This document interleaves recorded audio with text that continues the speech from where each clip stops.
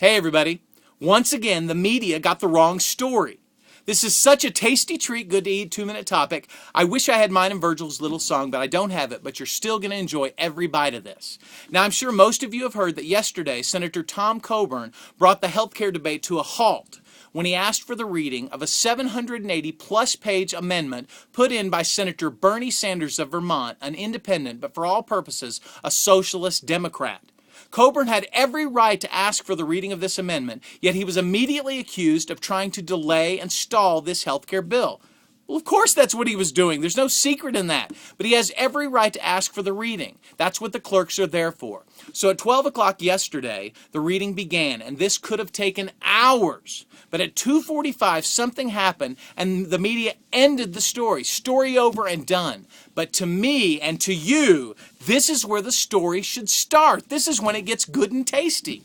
At 2:45, Senator Bernie Sanders, the author of this amendment, withdrew his amendment, threw it out. Why did he do that? Why would he withdraw a 780-plus page amendment that was important enough for him to write and put in at the last minute and add to this 2,000-page health care bill? Why would he do that? Either A, it wasn't important enough to put in there and he didn't want to delay it. And then I would ask Senator Sanders, why are you wasting our time and money writing 780-plus pages that don't matter? Or B, he didn't want us to know what was in those 780 pages. And he was trying to sneak it in while we were all focused on Christmas and focused on the main healthcare debate. He wanted to sneak in something in this 780 pages that we wouldn't be paying attention to.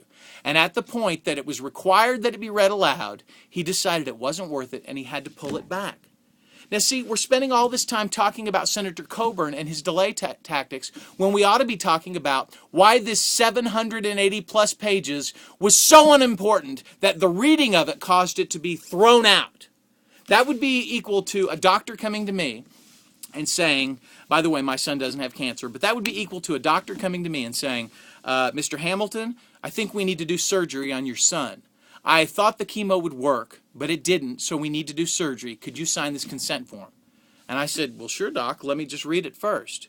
And instead, he grabs it from me and says, oh, forget it. We'll just continue treatment as is, and walks off. Are you kidding me, doc?